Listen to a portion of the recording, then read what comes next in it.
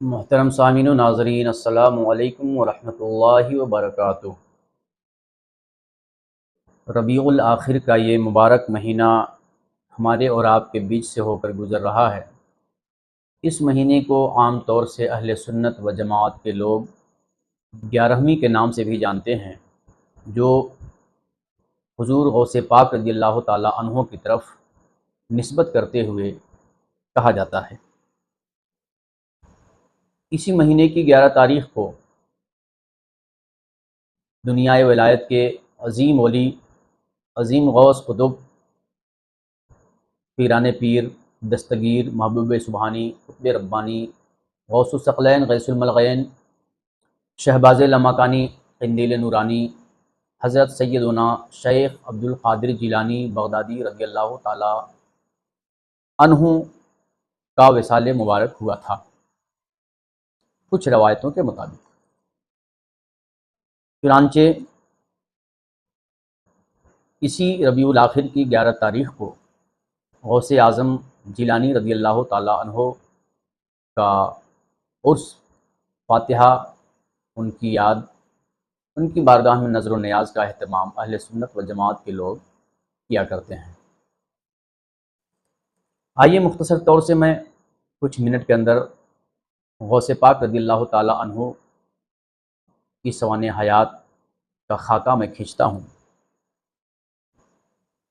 حضور غوث پاک کا نام عبد القادر ہے، اور یہ ایران کے صوبہ گیلان میں پیدا ہوئے تھے۔ ایران ایک ملک ہے، اس میں گیلان نام کا ایک صوبہ ہے، اسٹیٹ ہے۔ اسی گیلان میں حضور غوث پاک رضی اللہ تعالیٰ عنہ 470 ہجری میں پیدا ہوئے تھے، اور تاریخوں میں آیا ہے کہ رمضان کی پہلی تاریخ تھی جب غوث پاک رضی اللہ تعالیٰ عنہ کی ولادت ہوئی۔ سن 470 ہجری تھا۔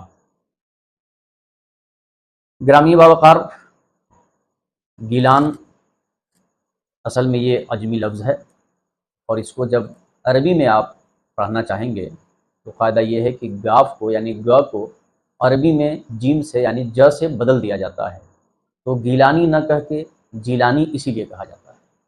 غوث پاک عبد القادر جیلانی یعنی گیلانی، کیونکہ جس صوبے میں پیدا ہوئے غوث پاک اس کو گیلان کہا جاتا تھا، تو اسی کی طرف منسوب کرتے ہوئے غوث پاک کو گیلانی اور عربی میں جیلانی کہا جاتا ہے۔ حضور غوث پاک رضی اللہ تعالیٰ عنہ ایران میں پیدا ہوئے، اور پھر ایران سے طلب علم کے لیے بغداد کا سفر کیا، اور بغداد میں حضور غوث پاک نے تعلیم حاصل کیا، اور وہیں پہ بغداد شریف میں حضور غوث پاک کا آخری ٹھکانہ بنا، جو آج مرجع خلائق ہے، اور ہر خاص و عام کے لیے غوث پاک کا ٹھکانہ، ماوا، پناہ گاہ اور زیارت گاہ بنا ہوا ہے۔ تو اس طرح سے حضور غوث پاک رضی اللہ تعالیٰ عنہ ایران سے پیدا ہو کر بغداد میں پہنچے۔ حضور غوث پاک رضی اللہ تعالیٰ عنہ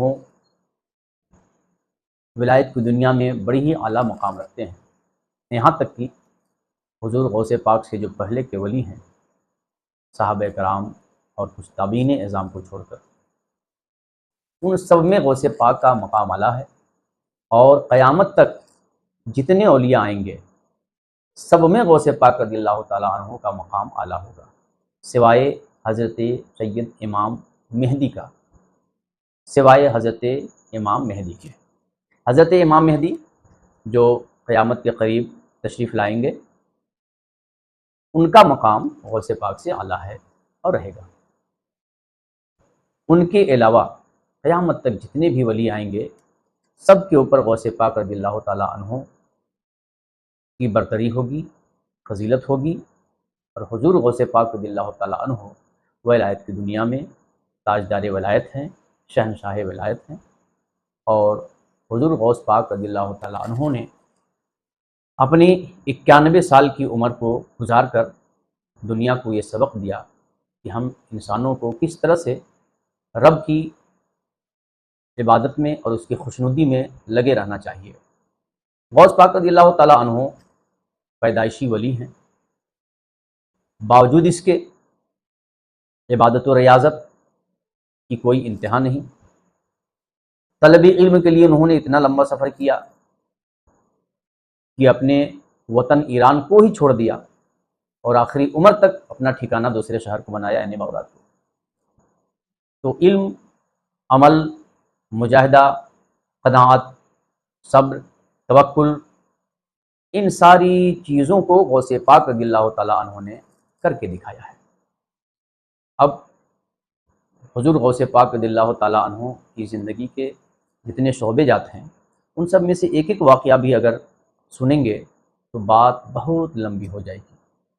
حضور غوث پاک رضی اللہ تعالیٰ عنہ کی بہت ساری کرامات ہیں جو بہت ہی مشہور ہیں، اور اس سے اہل سنت و جماعت کی کثیر تعداد متعارف ہے اور ان کو جانتی ہے۔ میرا مقصد حضور غوث پاک کی کرامت بیان کرنا اس وقت نہیں، بس حضور غوث پاک کا مختصر سا تعارف میں نے آپ کو بتا دینا مناسب سمجھا۔